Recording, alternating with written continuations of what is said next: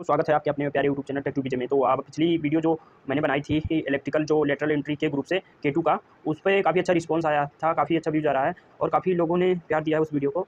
तो उसके comment box में लिखा था कि मतलब कि सर एक और वीडियो लेके आइए जो K2 का प्रीवियस ईयर पेपर हो और लेटेस्ट हो। तो उसी वीडियो के संदर्भ में आज हम इसके सेकंड पार्ट ला रहे हैं इलेक्ट्रिकल इंजीनियर K2 वालों के लिए। ठीक है, यहाँ पे देख सकते हैं इसमें इलेक्ट्रिकल इंजीनियर जो 60 क्वेश्चन होते हैं, इसमें हम 50-60 क्वेश्चन कराएंगे, लेकिन 55 क्वेश्चन आपके हो जाएंगे। ठीक है, आसानी से।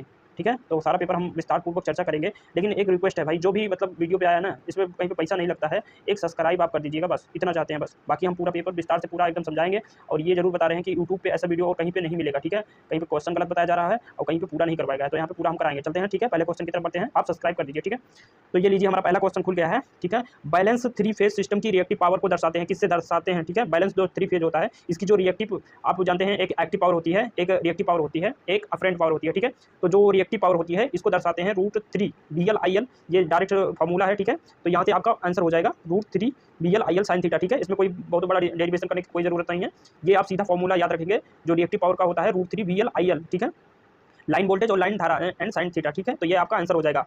नेक्स्ट क्वेश्चन देखते हैं, लेड एसिड सेल की धनात्मक प्लेट किससे बनी होती है? तो भैया जो लेड एसिड सेल होती है ना, ये क्या होती है? बेसिकली लेड एसिड सेल होती है, ये सेकेंडरी सेल होती है। ठीक है, जिसको बार बार चार्ज करके डिस्चार्ज मतलब यूज किया जा सकता है, फिर से चार्ज किया जा सकता है। तो इसकी जो प्लस की जो मतलब पॉजिटिव जो सेल बनी होती है, जिसे एनोड कहते हैं, एनोड धनात्मक और कैथोड को ऋणात्मक, ये भी क्वेश्चन पूछ सकता है नेक्स्ट एग्जाम में। तो यहाँ से PbO2, ठीक है, PbO2 की बनी होती है और इसकी जो निगेटिव जो बनी होती है लेड पेरोक्साइड की लुगदी से बनी होती है। ठीक है, जो इसकी निगेटिव जो टर्मिनल होता है। ठीक है, नेक्स्ट क्वेश्चन देखते हैं, 45 जिंक। ठीक है, सेल से क्वेश्चन आ रहा है, तो ये चैप्टर काफी अच्छे से करके आप जाएंगे, जो सेल बैटरी वाला चैप्टर है। 45 जिंक कार्बन शुष्क सेलों को श्रेणी क्रम में जोड़ने पर, मतलब सीरीज में जब 45, ठीक है, 45 जिंक कार्बन शुष्क सेल को जोड़ेंगे तो हमारा कितना निर्गत वोल्टेज मतलब आउटपुट वोल्टेज कितना होगा? तो आप जानते हैं, ठीक है, जिंक कार्बन जो शुष्क सेल होता है, इसका जो एक सेल का वोल्टेज होता है, ये 1 वोल्टेज होता है। तो यहाँ पे 45 दिया है, तो आपका कितना हो जाएगा? आपका आंसर हो जाएगा 45 वोल्ट। ठीक है, काफी आसान सा क्वेश्चन था। अगर यहाँ पे कहता कि ठीक है कि लेड एसिड सेल के प्रत्येक मतलब टोटल आउटपुट बताइए कितना है, तब उसका कितना हो जाता? मतलब उसका होता है 2.2। ठीक है, 2.2 उसका प्रति सेल होता है, प्रति सेल होता है। ठीक है, ये प्रति सेल होता है, ऐसे याद रखेंगे। ठीक है, और लेड का इतना होता है जिंक कार्बन का। 44 नंबर क्वेश्चन देख लेते हैं, यदि E1, ठीक है, जो हमारी सप्लाई वोल्टेज होती है, E1 बराबर A हो और साइन ओमेगा टी तथा E2 बराबर A sine omega T minus theta हो, तब क्या हो जाएगा? यहाँ से आपका आंसर हो जाएगा, यहाँ से आंसर हो जाएगा आपका E2 जो है, E2 E1 से फेज कलांतर फाई पश्चगामी होगा। ठीक है, यहाँ पे लैगिंग करेगा। ठीक है, लीडिंग नहीं करेगा, लीडिंग नहीं करेगा, यहाँ से क्या करेगा? लैगिंग करेगा। ठीक है, तो यहाँ से आपका लैगिंग हो जाएगा। ठीक है, यहाँ से आपका हो जाएगा लैगिंग। ठीक है, 44 नंबर क्वेश्चन पे थे हम। तो यहाँ से आपका आंसर जो हो जाएगा, यहाँ से आंसर हो जाएगा E2 जो है, E2 E1 से फेज कलांतर फाई से पश्चगामी होगा, ये याद करेंगे, लैगिंग होगा। ठीक है, नेक्स्ट क्वेश्चन की तरफ बढ़ते हैं, यदि परिपथ का विद्युत वाहक बल, ठीक है, E बराबर 100 साइन 628 t है, तब वोल्टेज आवृत्ति का वर्ग मूल माध्य क्या होगा? मतलब RMS वैल्यू पूछ रहा है, तो यहाँ पे RMS वैल्यू क्या होगा? यहाँ से फाइंड करने पर क्या निकल के आएगा? यहाँ से आपका आंसर हो जाएगा 100 वोल्ट √2 100 हर्ट्ज। ठीक है, ये आपका आंसर हो जाएगा। नेक्स्ट क्वेश्चन की तरफ बढ़ते हैं। नेक्स्ट क्वेश्चन काफी सिंपल है, इसको आराम से कर लेंगे। ठीक है, आपको करना कुछ नहीं है। ठीक है, आंसर हम यहाँ से करवा देते हैं। जैसे ठीक है, यहाँ पे आप देख रहे हैं फिगर में 6 वोल्ट की बैटरी लगी है। ठीक है, 6 वोल्ट की बैटरी लगी है, 1 ओम का प्रतिरोध है और यहाँ A और B के बीच पूछ रहा है कितना वोल्ट की सप्लाई होगी। तो यहाँ से 6 वोल्ट का है। आप जानते हैं सीरीज में क्या होता है, सीरीज में वोल्टेज का बंटवारा हो जाता है और पैरेलल में मतलब समांतर में जो वोल्टेज सेम रहता है। तो यहाँ पे क्या होगा, ये 2 ओम और ये 2 ओम, इसको समांतर में है, समांतर में जोड़ेंगे कितना आ जाएगा? 1 ओम। ठीक है, और ये 1 ओम पहले से ही है, तो यहाँ से जो वोल्टेज चल के आएगा, या यहाँ पे 3 वोल्ट होगा और यहाँ पे 3 वोल्ट है, तो आपका आंसर क्या हो जाएगा? आंसर आपका हो जाएगा 3 वोल्ट। ठीक है, आंसर आपका हो जाएगा 3 वोल्ट। ठीक है, आपका आंसर हो जाएगा। नेक्स्ट क्वेश्चन की तरफ बढ़ते हैं, देख लीजिए, फिर इसी टाइप का क्वेश्चन आ गया। यहाँ से आसानी से कर लेंगे, जैसे पिछली बार बताया था कि केवल पैरेलल मतलब समांतर और श्रेणी का ध्यान रखेंगे। जहाँ पे पैरेलल होगा, ठीक है, मतलब समांतर जहाँ होगा वहाँ पे वोल्टेज सेम होगा, और जहाँ पे सीरीज होगा वहाँ पे वोल्टेज का बंटवारा हो जाएगा, और सीरीज में धारा सेम जाएगी और समांतर में धारा का बंटवारा होगा और वोल्टेज सेम जाएगा। तो यहाँ से इस वाले का आंसर क्या हो जाएगा? यहाँ पे जो आ जाएगा, ये 5 ओम है, ये 5 ओम है, और ये इसमें आपका हो जाएगा, ठीक है, यहाँ पे 8 एम्पियर होगा, निकालेंगे। ठीक है, इसी तरह नेक्स्ट क्वेश्चन देखते हैं। नेक्स्ट क्वेश्चन हमारा आ गया है, ठीक है, 47 था, 48। ठीक है, अनुनाद की अवस्था में, ठीक है, रेजोनेंस इसको इंग्लिश में बोलते हैं, अनुनाद की अवस्था में फेज वोल्टेज, ठीक है, तथा फेज धारा मतलब फेज करंट, फेज वोल्टेज के मध्य कलांतर होता है, मतलब कितने डिग्री का कोण बनता है। ठीक है, तो यहाँ से आपका आंसर हो जाएगा, यहाँ से कलांतर जब होता है तो यहाँ पे 0 डिग्री होगा। ठीक है, 0 डिग्री होगा, यहाँ से आपका 0 डिग्री हो जाएगा, आंसर 0 डिग्री होगा। जब मतलब 0 डिग्री मतलब क्या हो गया कि फेज इन है, फेज इन का मतलब क्या है? वोल्टेज और धारा एक ही फेज में है, मतलब इन फेज में है, इसको इन फेज बोलते हैं। ठीक है, इसके बाद नेक्स्ट क्वेश्चन देखते हैं, यदि Z1 बराबर 5, यहाँ पे 45 अंश और Z2 बराबर 8 30 अंश। ठीक है, तो Z1 और Z2 का मान बताना है। तो यहाँ से Z1 और Z2 का आपका मान हो जाएगा, ठीक है, 40 और 75। ठीक है, 40 और 75। ठीक है, यहाँ से आपका आंसर हो जाएगा। ठीक है, यहाँ से ये वाला आपका आंसर हो जाएगा। नेक्स्ट क्वेश्चन की तरफ बढ़ते हैं। निम्नलिखित में से किस सिद्धांत पर किरचॉफ धारा के नियम पर कार्य करता है? ठीक है, तो कौन सा आपका हो जाएगा? आपका हो जाएगा आवेश संरक्षण। किरचॉफ का धारा नियम आवेश संरक्षण के नियम सिद्धांत पे काम करता है। देखिए, अगर दोनों दिया रहेगा ऐसे जल्दी से दोनों में मत लगा दीजिएगा, नहीं तो गलत हो जाएगा। आवेश संरक्षण के नियम पर काम करता है किरचॉफ का धारा नियम। किरचॉफ का दो नियम है, एक धारा का नियम है, एक वोल्टेज का नियम है। ठीक है, तो यहाँ पे आवेश संरक्षण के नियम पर काम करता है। ठीक है, नेक्स्ट क्वेश्चन की तरफ बढ़ते हैं। 51 नंबर क्वेश्चन देखते हैं। यदि स्टार संयोजित सिस्टम की शक्ति P है, ठीक है, इसके समतुल्य डेल्टा संयोजित सिस्टम की शक्ति क्या होगी? तो आप जानते हैं कि स्टार में अगर शक्ति P है, तो अगर हम डेल्टा की बात करेंगे तो √3 ऐसे लगा के होगा, √3 P हो जाएगा आपका। तो यहाँ से आंसर हो जाएगा क्या? √3, मतलब यहाँ से 3P हो जाएगा। पावर का 3 टाइम आप मल्टीप्लिकेशन करेंगे तो यहाँ से आपका हो जाएगा। तो आंसर क्या हो गया? 3P। ठीक है, आपको आंसर अच्छे से समझ में आ रहा होगा।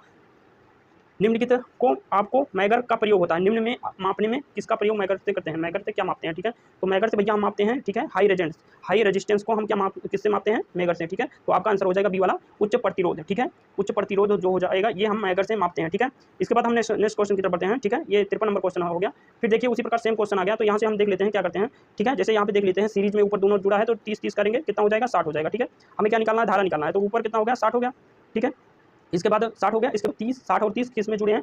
पैरेलल में। ठीक है, तो यहाँ से कर लेंगे 60 और 30 का, तो यहाँ से निकल के आ जाएगा आपका, इसको मतलब श्रेणी में जोड़ लिए 30-30, 60 कर लिए, इसके बाद 1/60 1/30। ठीक है, ऐसे कर लेंगे। ठीक है, और इसे क्या कर लेंगे? 60 बना लेंगे, इसे 2 + 1। ठीक है, 3, यहाँ से कितना हो जाएगा? 3/60, यहाँ से कितना हो जाएगा? 20। ठीक है, 1/20 मतलब यहाँ पे ऊपर जाएगा तो 20 हो जाएगा। ठीक है, तब 20 ओम हो गया। 20 यहाँ पे है तो I बराबर क्या हो जाता है? I बराबर V/R। ठीक है, V/R यहाँ पे 4 बटा कितना हो जाएगा? 20। ठीक है, तो यहाँ से 4 × 4 4 × 20 1/5 एम्पियर आ जाएगा। ठीक है, ऐसे आप करते जाएंगे, आसानी से आपका आंसर आता जाएगा। बहुत ज़्यादा हार्ड पेपर नहीं होता है, लेकिन थोड़ा सा आप दिमाग देंगे, बेसिक आपका रेजिस्टेंस कुछ क्वेश्चन ये सब पता रहेंगे तो आपका आसानी से हो जाएगा। तो यहाँ से आंसर क्या हो गया? आंसर आपका हो गया 1/5 एम्पियर। तो हमने सॉल्व करके भी बता दिया, आपका आंसर हो गया। ठीक है, नेक्स्ट क्वेश्चन की तरफ बढ़ते हैं। दो विद्युत संयोजन है, तो यहाँ पे क्या कह रहा है? दो विद्युत संयोजन के मध्य स्पूलिंग का मतलब क्या हो गया? स्पार्किंग को कम करने के लिए उनके मध्य लगाया जाता है। क्या लगाया जाता है भैया? जिससे कि स्पार्किंग है जो वो कम हो जाए। ठीक है, तो यहाँ से क्या आंसर हो जाएगा? संयोजन के समांतर में संधारित्र मतलब कैपेसिटर लगा देंगे तो आपका क्या हो जाएगा कि इस जो स्पार्किंग है ये थोड़ा कम हो जाएगी। ठीक है, नेक्स्ट क्वेश्चन देखते हैं। निम्न में से चुंबकीय क्षेत्र की तीव्रता का मात्रक पूछा है, तो मात्रक भी पूछता भैया, तो इसको रख के जाएंगे। ठीक है, यहाँ से क्या हो जाएगा? चुंबकीय क्षेत्र का मात्रक आप जानते होंगे टेस्ला होता है। ठीक है, तो यहाँ से बताने की जरूरत नहीं है, टेस्ला हो जाएगा। ठीक है, इसी बीच में आप सब्सक्राइब भी कर दीजिएगा, बीच में जो नए आए हैं, नए यूजर हैं। एक टेस्ला बराबर या मतलब 2 क्वेश्चन एक ही टॉपिक से पूछा है, देख लीजिए। ठीक है, यहाँ पे आपको कुछ नहीं करना था, बस सिर्फ थोड़ा सा मतलब बेसिक ही पढ़ के जाना था आराम से। 2 क्वेश्चन आपका ये देखिए हो गया। वेबर प्रति मीटर स्क्वायर, क्षेत्रफल का क्या हो जाता है? मीटर, और इसका वेबर। ठीक है, तो यहाँ से आपका आंसर कितना हो जाएगा? 1 वेबर मीटर स्क्वायर। ठीक है, आराम से कर ले जाएंगे। नेक्स्ट क्वेश्चन की बात करते हैं 57 नंबर। ये भी काफी इजी क्वेश्चन था। एक कूलाम आवेश बराबर है, किसके बराबर है? एक कूलाम आवेश। ठीक है, 6.24 10⁻16 6.24 × 10⁻18। ठीक है, तो आपने यही पढ़ा होगा 6.24 × 10⁻18। ठीक है, ये वाला आंसर हो जाएगा। ठीक है, बाकी लगभग सेम अप्रॉक्स देता है उसी के इर्द गिर्द, ताकि आप कंफ्यूज हो। तो ये मान होता है 6.24 × 10⁻18 इलेक्ट्रॉन होते हैं। ठीक है, नेक्स्ट बढ़ते हैं। आदर्श वोल्ट मापी का प्रतिरोध क्या होता है? ठीक है, आदर्श वोल्ट मापी का प्रतिरोध कितना होता है? तो आप जानते हैं आदर्श वोल्ट मापी का जो प्रतिरोध होता है ये अनंत होता है। ठीक है, ये कितना होता है भैया? ये इन्फाइनिटी होता है, अनंत होता है। ठीक है, यहाँ से आपका आंसर हो जाएगा ये। नेक्स्ट क्वेश्चन बढ़ते हैं। अधिकतम MMF के लिए निम्न में से चुंबकीय मार्ग की आवश्यकता होती है, अधिकतम MMF के लिए। ठीक है, तो यहाँ से आपका आंसर हो जाएगा, अगर आप अधिकतम MMF के लिए निम्न चुंबकीय मार्ग की आवश्यकता होती है तो वायु गैप, यहाँ पे एयर गैप इंग्लिश में बोलते हैं और हिंदी में एयर गैप हो जाएगा। ठीक है, यहाँ दिया है, फॉर्मूला दिया है। ठीक है, यहाँ से आपका क्या हो जाएगा? यहाँ से देख लीजिए, E बराबर -μ d∅/dt ऋणात्मक चिन्ह दर्शाता है। तो भैया आप जानते हैं लेंज का नियम होता है कि ये जो जहाँ से उत्पन्न होती है ये उसी का विरोध करती है। ठीक है, यही लेंज साहब ने कहा था, तो लेंज का नियम हो गया। इसी कारण इस सूत्र में मतलब जो फ्लक्स मतलब 30 सेकंड में परिवर्तित हो रहे थे और जहाँ से उत्पन्न हो रहे थे उसी का विरोध कर रहे थे, इसलिए इस फॉर्मूले में आपको माइनस चिन्ह लगा। ठीक है, तो यहाँ से आपका क्या हो जाएगा? लेंज का नियम हो जाएगा। ठीक है, लेंज का नियम हो गया। ठीक है, निम्न में से किसका परावैद्युत स्थिरांक अधिकतम होता है? किसका अधिकतम होता है? तो यहाँ पे देखते हैं जो ऑप्शन के अकॉर्डिंग होगा, ऑप्शन के अकॉर्डिंग आपका हो जाएगा। ठीक है, ग्लास में जो कांच होता है इसमें मैक्सिमम होता है, मतलब इसके अकॉर्डिंग 5 से 10 के बीच में होता है कांच। जो ऑप्शन दिया जैसे निर्वात हो गया, सिरेमिक हो गया, तेल, इन सब के हिसाब से आपका कांच में जो होगा मैक्सिमम होगा। ठीक है, कितना होता है? 5 से यहाँ पे 5 से 10 के बीच में होता है। ठीक है, यहाँ से आपका आंसर हो जाएगा। नेक्स्ट क्वेश्चन की तरफ देखते हैं। कंप्यूटेटर। ठीक है, कंप्यूटेटर सेगमेंट के लिए प्रयुक्त धातु है, तो कंप्यूटेटर जो सेगमेंट होता है इसकी जो धातु प्रयोग की जाती है ये कठोर या फिर हार्ड रोन कॉपर आप पढ़े होंगे। ठीक है, कठोर तांबा हो जाएगा। ठीक है, यहाँ से आपका आंसर हो जाएगा। ठीक है, तो यहाँ से आपका कठोर तांबा हो गया। नेक्स्ट क्वेश्चन देखते हैं। परिणाम मित्र मतलब ट्रांसफार्मर में ताम्र हानियां मतलब कॉपर लॉस जो होती है ये किस कारण होती है? ठीक है, किस में होती है? ठीक है, तो यहाँ से आपका आंसर क्या हो जाएगा? जो कुंडली होती है आपको पता है क्रोड होता है जो सिलिकॉन इस्पात का बनाया जाता है और जो उस पर बाइंडिंग लपेटी जाती है वो कॉपर की होती है। तो यहाँ पे जो कुंडली में मतलब जो टर्न होता है इसी में आपका कॉपर लॉस होगा। जहाँ कॉपर होगा वही तो कॉपर लॉस होगा, तो बॉडी में तो नहीं होगा, क्रोड में नहीं होगा, बुशिंग में नहीं होगा। तो यहाँ से आपका आंसर हो जाएगा, यहाँ से आपका आंसर हो जाएगा कॉइल में मतलब कुंडली में हो जाएगा। ठीक है, नेक्स्ट क्वेश्चन की तरफ देखते हैं। 4 संधारित्र हैं जिनमें से प्रत्येक की धारिता 4 माइक्रोफैरेड है, ठीक है। को समांतर क्रम में संयोजित करने पर धारिता 16 माइक्रोफैरेड है। यदि इनको श्रेणी क्रम में जोड़ा जाए तो क्या होगा, ठीक है। आप जानते हैं, ठीक है, जो संधारित्र होते हैं, कैपेसिटर होते हैं, इसका फार्मूला क्या होता है। अगर हम बात करेंगे, ठीक है, पैरेलल की, तो यहाँ पे क्या हो जाएगा, मतलब CT बराबर क्या हो जाएगा, टोटल कैपेसिटेंस बराबर क्या हो जाएगा, यहाँ पे C1 plus C2 plus C3 plus C4, ऐसे डाटा जितने भी आपके हों, ठीक है। तो इस फॉर्मूले से आपका पैरेलल वाला निकल जाएगा, और मतलब प्रतिरोध का विपरीत होता है, ये याद रखिएगा, ठीक है। तो यहाँ पे 4 माइक्रोफैरेड है, समांतर क्रम में जोड़ा गया 16 आ गया, तो इनको अगर श्रेणी में जोड़ा जाएगा कितना आएगा, मतलब जो एक होता है उससे छोटा होगा, तो यहाँ से आपका आंसर हो जाएगा 1 माइक्रोफैरेड, ठीक है। यहाँ से आपका आंसर क्या हो जाएगा, 1 माइक्रोफैरेड आपका आंसर हो जाएगा। आप सॉल्व करेंगे, ठीक है, नहीं तो दिखा देते हैं, ठीक है, कैसे आएगा, ठीक है। 1/4 करेंगे, ठीक है, यहाँ से इसको बैक कर लेते हैं, ठीक है। 1/4 प्लस 1/4, ठीक है, ये सीरीज के लिए है, यहाँ पे प्लस 1/4, ठीक है, फिर 1/4।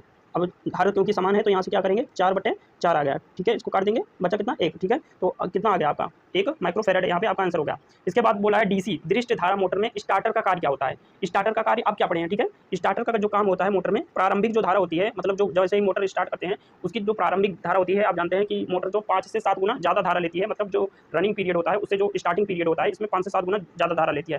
तो इससे मोटर को जलने से बचाने के लिए प्रारंभिक धारा को सीमित मात्रा में छोड़ा जाता है, मतलब धीरे धीरे उसको दिया जाता है। तो प्रारंभिक धारा को नियंत्रण करना यहाँ से आपका आंसर हो जाएगा, ठीक है। नेक्स्ट क्वेश्चन की तरफ बढ़ते हैं। दृष्ट धारा मतलब DC मोटर में अधिकतम शक्ति की शर्त क्या है, मतलब कौन सा फार्मूला इसमें लगाएंगे कि हमें अधिकतम शक्ति जो है मिलेगी, ठीक है। तो आपका ये फॉर्मूला होता है बैक EMF, EB बराबर होता है हाफ इंटू सप्लाई वोल्टेज, ठीक है। तो यहाँ से आपका आंसर हो जाएगा हाफ इंटू सप्लाई वोल्टेज। तो यहाँ से क्या आंसर हो गया, विरोधी विद्युत वाहक बल मतलब EB बैक EMF बराबर हाफ, मतलब 1/2 गुणे सप्लाई वोल्टेज, ठीक है, ये आपका आंसर हो जाएगा। नेक्स्ट क्वेश्चन की बात करते हैं। घरेलू रेफ्रिजरेटर जो आपकी फ्रीज होती है, फ्रीजर्स होती हैं घरेलू में मोटर प्रयुक्त की जाती है, ठीक है। कौन सी मोटर प्रयोग की जाती है, जो घरेलू आपकी रेफ्रिजरेटर होता है। तो आप जानते हैं भैया, जो घरेलू मोटर फ्रिज की होती है इसमें सिंगल फेज मोटर प्रयोग की जाती है, और भी इंडक्शन टाइप, मतलब सिंगल फेज प्रेरण मोटर प्रयोग की जाती है। नेक्स्ट क्वेश्चन की बात करते हैं। 3 फेज मतलब त्रिकला 3 फेज प्रेरण मोटर के परिभ्रमण, मतलब देखिए हिंदी कितनी डिफिकल्ट है। यहाँ पे डायरेक्शन दिया गया है, यहाँ पे दिया गया परिभ्रमण की दिशा परिवर्तित, मतलब डायरेक्शन, मतलब जो 3 फेज प्रेरण मोटर है इसकी डायरेक्शन जो घूमने की दिशा है, इसको बदलने के लिए आप क्या करेंगे, ठीक है। इसको बदलने के लिए है, ठीक है, अगर 3 फेज है तो उसमें आसानी से कोई भी 2 फेज बदलकर आप इसके डायरेक्शन को आप चेंज कर सकते हैं, ठीक है। तो यहाँ से आपका आंसर हो गया कोई 2 फेज बदल दीजिए, मतलब RYB होता है रेड येलो ब्लू जो फेज होता है, मतलब 3 फेज में से कोई भी 2 फेज आप बदल दीजिए, आपका जो मोटर का घूमने की दिशा है ये बदल जाएगी। मतलब क्लॉकवाइज अगर घूम रही होगी मोटर तो एंटी क्लॉकवाइज घूमने लगेगी, ठीक है। इसके बाद नेक्स्ट क्वेश्चन देखते हैं। गैस वेल्डिंग में प्रयुक्त गैसें हैं। गैस वेल्डिंग जो हमारी होती है, आप देखते हैं आपका कहीं मतलब साइकिल में वेल्ड कराना हुआ कहीं में, तो गैस वेल्डिंग प्रयोग की जाती है। उनमें कौन कौन सी गैस आप देखते हो, 2 सिलेंडर वहाँ पे होते हैं, ठीक है। तो एक में ऑक्सीजन होता है, एक में एसिटिलीन गैस भरी होती है। तो यहाँ से आपका क्या आंसर हो जाएगा, एसिटिलीन और ऑक्सीजन गैस, ठीक है, आपका आंसर हो जाएगा। नेक्स्ट क्वेश्चन की तरफ बात करते हैं। हमारा 70 नंबर क्वेश्चन है, 70 नंबर हमारा क्वेश्चन है। 200 वोल्ट के दृष्ट धारा वोल्ट मीटर जिनके प्रतिरोध क्रमशः 10 ओम और 5 ओम है को श्रेणी क्रम में, ठीक है, सीरीज में जुड़ा है 60 वोल्ट की दृष्ट धारा सप्लाई से संयोजित किया जाए तो दोनों वोल्ट मीटर के पार्ट क्या जो रीडिंग होगी ये क्या होगी। तो ठीक है, तो यहाँ से हमने सॉल्व किया है इसको 40 वोल्ट, और यहाँ से आपका क्या आंसर हो जाएगा 40 वोल्ट और आपका 20 वोल्ट हो जाएगा, ठीक है। इसको सॉल्व कर लेंगे आपका आंसर आ जाएगा, ठीक है। इसके बाद देखिए काफ़ी ईजी सा क्वेश्चन है, ठीक है। परिणाम मित्र मतलब ट्रांसफार्मर की दक्षता किसमें होती है, किसमें मापी जाती है ट्रांसफार्मर की दक्षता। तो यहाँ पे आप जानते हैं ट्रांसफार्मर की दक्षता होती है ये केवीए में मापी जाती है, किलो वोल्ट एम्पियर में, ठीक है। आपको आंसर पता चल गया केवीए में होता है। इसके बाद देखते हैं नेक्स्ट क्वेश्चन। पाइप बनाने में वेल्डिंग प्रयुक्त होती है, मतलब पाइप को बनाने में कौन सी वेल्डिंग प्रयोग होती है। तो भैया आप जानते हैं पाइप बनाने में हमें फ्लैश वेल्डिंग प्रयोग की जाती है, ठीक है। आप जो ये क्वेश्चन कर रहे हैं ये बिल्कुल भी डाउट मत कीजिएगा, एकदम वेल अप टू डेट पूरा, मतलब हर से मिला के एक भी क्वेश्चन का आंसर गलत नहीं पाएंगे आप, ठीक है। कहीं से भी आप मिला लीजिए, चैलेंज है, ठीक है। तो ये पूरे क्वेश्चन एकदम सही है, ठीक है। इसलिए आप ट्रस्ट कीजिए और चैनल को सब्सक्राइब कीजिए, क्योंकि इसी प्रकार आपको इसको ट्रस्टेड वीडियो मिलती रहती है। और आपके लिए हमेशा से ही अगर आप इस चैनल को सब्सक्राइब करेंगे तो आप देखेंगे कि हमने हर एक कमेंट का रिप्लाई जरूर दिया है, आपके क्वेश्चन को सॉल्व जरूर करते हैं। तो नेक्स्ट क्वेश्चन हमारा हो गया क्या, टंगस्टन का गलनांक क्या होता है, ठीक है। टंगस्टन का गलनांक क्या होता है, तो जो टंगस्टन का गलनांक होता है ये 3422 केल्विन होता है, मतलब 3500 के करीब होता है, ठीक है। इसलिए अप्रॉक्स 3422 जो एग्जैक्ट डाटा है इसको लिखते हैं 3422 केल्विन, ठीक है। नेक्स्ट क्वेश्चन देखते हैं। यहाँ पे रिवर्स वाला बटन यहाँ पे प्रेस हो गया, ठीक है। टंगस्टन का गलनांक क्या होता है, ठीक है, ये तो हो गया, ठीक है। आर्क वेल्डिंग के लिए आवश्यक डीसी वोल्टेज कितनी होती है, ठीक है। आर्क वेल्डिंग के लिए वोल्टेज पूछा है, तो यहाँ से आपका क्या हो जाएगा 50 से 60 वोल्ट, ठीक है। वहीं अगर एसी की बात करेंगे, ठीक है, तो 90 से 100 वोल्ट, ठीक है। क्वेश्चन याद रखेंगे, क्वेश्चन रिपीट कर सकता है प्रीवियस ईयर पेपर का, ठीक है। तो क्वेश्चन को याद रखेंगे, क्वेश्चन के आंसर को याद रखेंगे। ऑटो ट्रांसफार्मर में क्या होता है, ठीक है। तो जो ऑटो ट्रांसफार्मर होता है ये बेसिकली छोटे स्टेबलाइजर में प्रयोग किया जाता है। इसमें क्या होता है बेसिकली जो होता है कि एक वाइंडिंग से हम काम चलाते हैं, ठीक है। एक वाइंडिंग से पूरी वाइंडिंग को प्राइमरी के रूप में और कुछ भाग को जैसे हम यहाँ से करके यहाँ से इसको सेकेंडरी के रूप में प्रयोग कर लेते हैं, ठीक है। आपको कुछ इस प्रकार से यहाँ पे हो जाएगा, यहाँ पे इनपुट हम दे देंगे, यहाँ से आपका आउटपुट हो जाएगा। तो कुछ इस प्रकार से प्राइमरी वाइंडिंग होती है केवल एक ही कुंडली में, मतलब ये सस्ती होती है और लेकिन छोटे उपयोग के लिए ही ये ज़्यादा किफायती होती है, ठीक है। जैसे हमें टीवी का आप स्टेबलाइजर देखते होंगे, छोटा सा रहता है जिसमें वोल्टेज को थोड़ा बहुत घटाया बढ़ाया जा सकता है, ठीक है। नेक्स्ट क्वेश्चन में देखते हैं। शुद्ध प्रेरक परिपथ में खपत शक्ति का मान क्या होता है, ठीक है, जो कंज्यूम पावर होती है इसका मान क्या होता है शुद्ध प्रेरक की परिपथ में, ठीक है। तो यहाँ से आपका क्या हो जाएगा, क्योंकि यहाँ पे शुद्ध बात किया है तो शुद्ध में क्या हो जाएगा, आपका शून्य हो जाएगा, ठीक है। नेक्स्ट क्वेश्चन की तरफ देखते हैं, ठीक है। नेक्स्ट क्वेश्चन हमारा क्या है, जब चालक चुंबकीय क्षेत्र को काटता है तो उसमें विद्युत वाहक बल उत्पन्न होता है, ठीक है। तो ये किस नियम की बात कर रहा है, जब चालक चुंबकीय क्षेत्र को काटता है तो उसमें विद्युत वाहक बल उत्पन्न होता है, यह कथन किसका है, ठीक है। तो फैराडे साहब ने कहा था, ठीक है, जब चालक किसी विद्युतीय क्षेत्र को काटेगा, मतलब चुंबकीय क्षेत्र को काटता है तो वहाँ पे एक वोल्टेज पैदा होता है, जिसका जो दिया था फैराडे साहब ने, ठीक है। नेक्स्ट क्वेश्चन की बात करते हैं, एक शुद्ध प्रेरकत्व, ठीक है, एक शुद्ध प्रेरकत्व जो होता है परिपथ का शक्ति गुणांक क्या होता है, तो यहाँ पे शक्ति गुणांक क्या हो जाएगा आपका भाई, तो यहाँ से आपका हो जाएगा शून्य होता है, ठीक है। शक्ति गुणांक शुद्ध प्रेरकत्व की बात करता है तो यहाँ से आपका हो जाएगा शून्य हो जाएगा, ठीक है। नेक्स्ट क्वेश्चन की तरफ बात करते हैं, 79 नंबर क्वेश्चन पे आ गए हैं। प्रत्यावर्ती धारा श्रेणी परिपथ की अनुनाद रेजोनेंस पर आवृत्ति क्या होती है, तो आवृत्ति कितना हो जाएगा भैया, आपका आंसर हो जाएगा, ये डायरेक्ट फार्मूला है, जब समानुपात है 1/, ठीक है, करनी में एल और सी, ठीक है, यहाँ से आपका आंसर हो जाएगा। नेक्स्ट क्वेश्चन की तरफ बात करते हैं, निम्न परिपथ के लिए केवीएल के अनुसार उपयुक्त समीकरण क्या होगा, ठीक है। तो उपयुक्त समीकरण क्या होने वाला है, ठीक है, तो आपका जो लास्ट वाला ऑप्शन है, ठीक है, यही हो जाएगा। मतलब देखिए 60 क्वेश्चन आएगा तो सभी आपको नहीं करने हैं, तो 4 क्वेश्चन डिफरेंट आएंगे, उसे आपको छोड़ना ही पड़ेगा, वरना 1/4 की माइनस मार्किंग है। तो मैं भी जो बोल रहा हूँ कि आप सारे क्वेश्चन को मत कीजिए, लेकिन जो मतलब 55 जो इजी क्वेश्चन है उनको जरूर अटेम्प्ट कीजिए और आपके अच्छे मार्क बनेंगे। और जो रही बात नॉन टेक्निकल की, ठीक है, वहाँ पे आप 40 क्वेश्चन है, वहाँ पे अगर 10-20 क्वेश्चन कर लेते हैं और यहाँ से 50 क्वेश्चन, तो आपके काफ़ी अच्छे 200 प्लस मार्क बन जाते हैं, आपको गवर्नमेंट कॉलेज देने से कोई रोक नहीं सकता, ठीक है, ठीक है। अभी नेक्स्ट क्वेश्चन की बात करते हैं, यहाँ देखते हैं, दो सीधे समांतर चालकों में एक समान धारा विपरीत दिशाओं में बहती है, ठीक है, एक समान धारा है लेकिन विपरीत, तब उनके मध्य बल होगा, ठीक है। तो यहाँ पे रिपल्सन फोर्स जनरेट होगा, ठीक है, प्रतिकारक बल जो होता है ये जनरेट होगा, प्रतिकारक बल यहाँ आपका आंसर हो जाएगा, ठीक है। नेक्स्ट क्वेश्चन की बात करते हैं, स्टेप अप ट्रांसफार्मर बढ़ाता है, ठीक है, क्या बढ़ाता है, ठीक है, आप कंफ्यूज नहीं होइएगा। स्टेप अप जो ट्रांसफार्मर होता है, नाम से ही पता है, जो ट्रांसफार्मर काम करता है वोल्टेज को घटा सकता है या फिर वोल्टेज को बढ़ा सकता है, तो ठीक है, यहाँ से आवृत्ति में कोई चेंजिंग नहीं करता, पावर फैक्टर में नहीं बदलता, कोई चेंजिंग नहीं, शक्ति पावर जो है इसमें कोई चेंजिंग नहीं करता, चेंजिंग करता है तो वो वोल्टेज में करता है, और वोल्टेज में आपको बता दिया है, ठीक है, जो टर्न के माध्यम से, जैसे हम इसमें प्राइमरी में क्या किया है कि हम टर्न यहाँ पे कम रखें, ठीक है, जैसे यहाँ पे कम टर्न रखें, ठीक है, और सेकेंडरी में हम ज़्यादा टर्न रख दिए, इससे हमारा क्या, ये जो इस प्रकार का जो आपका बन जाएगा, ये आपका बन जाएगा स्टेप अप ट्रांसफार्मर। मतलब अगर यहाँ पे आप 150 वोल्ट है तो यहाँ पे 220 आप कर सकते हैं, ठीक है, या ये आपका इनपुट हो गया, ठीक है, ये आपका इनपुट हो जाएगा। यही ट्रांसफार्मर में छोटे छोटे क्वेश्चन आते हैं और आप आसानी से कर सकते हैं, ठीक है। नेक्स्ट क्वेश्चन की बात करते हैं, 83 नंबर क्वेश्चन है, एक न्यूटन मीटर तुल्य होता है, ठीक है, किसके बराबर होता है, ठीक है, आप जानते हैं W बराबर F × S होता है, मतलब F क्या होता है बल और S क्या होता है विस्थापन दूरी, ठीक है। तो यहाँ पे न्यूटन दिया है तो F का जो मात्रक होता है ये न्यूटन होता है और S का न्यूटन मीटर, तो यहाँ पे न्यूटन मीटर की क्योंकि बात कर रहा था, ठीक है, न्यूटन मीटर के, तो यहाँ पे क्या हो जाएगा, जूल हो जाएगा, ठीक है। कार्य का मात्रक जो होता है जूल में होता है, तो यहाँ से आपका आंसर हो जाएगा 1 जूल, ठीक है। एकदम सिंपल से क्वेश्चन आप करेंगे तब भी 50 क्वेश्चन आराम से हो जाएगा।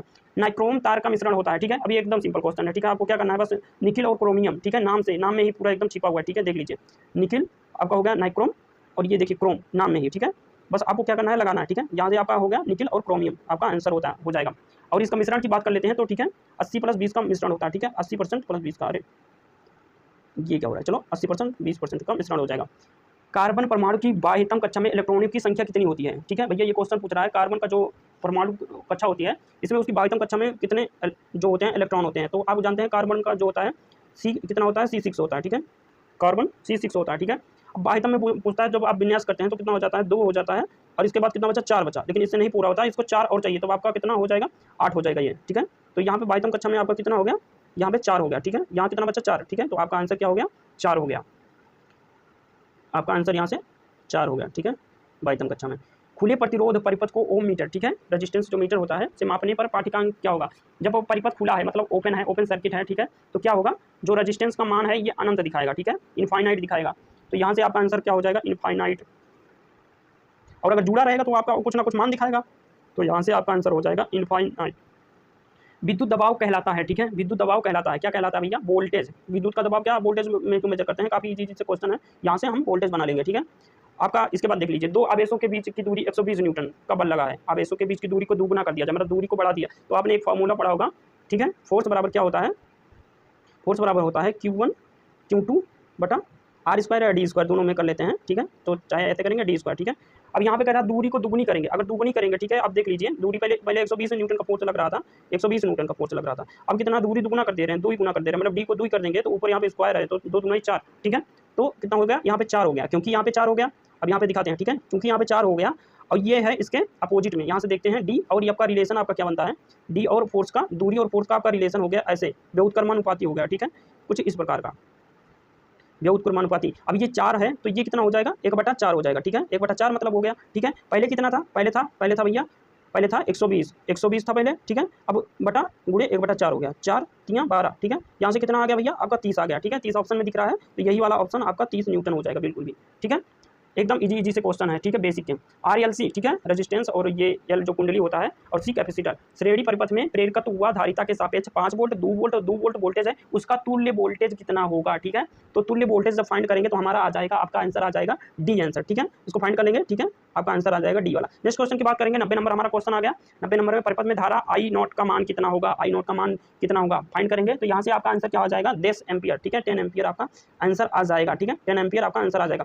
संधारित्र में 10 वोल्ट व 0.24 कूलाम का आवेश है, तब धारिता क्या होगी, ठीक है। धारिता पूछ रहा है, C बराबर एक फार्मूला हमने पढ़ा है, Q/V, ठीक है, ये वाला फार्मूला बहुत पढ़ा है। तो यहाँ से क्या हो जाएगा, Q कितना दिया है 0.24, ठीक है, 0.24 लिख लेते हैं, और 10 वोल्ट दिया है, ठीक है। यहाँ पे कैपेसिटेंस पूछ रहा है, ठीक है।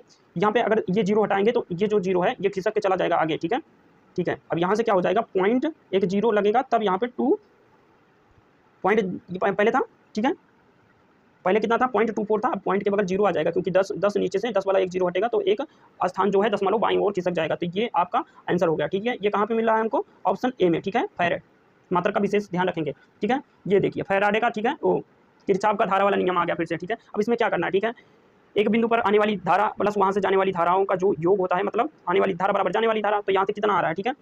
यहाँ पे हल्का थोड़ा कम दिखाई दे रहा है, तो इधर से कर लेते हैं, रुकिए इंग्लिश वाला वर्जन देख लेते हैं, ठीक है, ठीक है। तो यहाँ से देख लेते हैं, फाइंड कर लेते हैं, ठीक है। यहाँ से फाइंड करेंगे, देखिए यहाँ पे आई जो फाइंड करना है, आई फाइंड करना है कितना हो जाएगा। तो यहाँ पे आई फाइंड करेंगे, देखिए 2 एम्पियर आ रहा है, 1 एम्पियर बाहर जा रहा है, ठीक है, ठीक है। तो यहाँ से पूरा ऐसा फाइंड जब फाइनली करेंगे तो यहाँ से आपका आंसर आ जाएगा, आपका आंसर आ जाएगा 1.5, ठीक है। आपको सूत्र बता ही दिए हैं कैसे होगा, जो आने वाली जितनी मतलब जो बिंदु की तरफ आने वाली धाराएं हैं, जो बिंदु से जाने वाली धाराएं हैं वो बराबर होनी चाहिए। तो यहाँ पे 1.5 एम्पियर आपका आंसर आ जाएगा फाइंड करेंगे तो। इसके बाद 93 नंबर क्वेश्चन देखते हैं, ठीक है। निम्न में कौन सा फिगर, ठीक है, कॉपर तार के प्रतिरोध व ताप के प्रभाव को दर्शाता है, ठीक है। यहाँ पे बार ग्राफ टाइप का दिखाया गया है, मतलब ग्राफ दिखाया गया है, और इसमें पूछा है कौन सा फिगर है जो कॉपर तार के प्रतिरोध मतलब रेजिस्टेंस और टेम्परेचर के बीच का मान दर्शाता है, ठीक है। तो जो ए वाला है, यहाँ से आपका आंसर हो जाएगा, जो ए वाला है, ए वाला फिगर आपका आंसर हो जाएगा ये वाला फिगर। यहाँ से आपने पढ़ा होगा चालक धातु का जो ताप बढ़ने पर प्रतिरोध बढ़ता है, ठीक है। जैसे जैसे आप देख रहे होंगे टेम्परेचर जैसे जैसे आपका इंक्रीज हो रहा है, देख लीजिए यहाँ से जैसे जैसे आप टेम्परेचर आप बढ़ा रहे हैं, ठीक है। पहले कुछ समय तक तो ये कांस्टेंट रहेगा, लेकिन कुछ समय के बाद जैसे जैसे आप टेम्परेचर को बढ़ाते जाएंगे, देख रहे हैं टेम्परेचर को बढ़ाते जाएंगे और आपका रेजिस्टेंस भी बढ़ता जा रहा है, ठीक है। तो यहाँ से आपका आंसर ए वाला हो जाएगा। वायु संधारित्र, ठीक है, एयर जो कैपेसिटर है, संधारित्र कैपेसिटर की 2 प्लेटों के मध्य बेकेलाइट की सीट लगाने पर संधारित्र की धारिता का मान क्या होगा। कैपेसिटेंस का मान जो है बढ़ेगा, ठीक है। बीच में अगर दूरी को बढ़ाएंगे, जैसे हम फोर्स वाले बात किए कि दूरी बढ़ाएंगे तो यहाँ पे कैपेसिटेंस का मान जो है बढ़ जाएगा। तो यहाँ से आपका आंसर हो जाएगा भैया बी, ठीक है, कैपेसिटेंस का मान बढ़ेगा अगर बीच में कोई इंसुलेटिंग मटेरियल मतलब डालते हैं, ठीक है।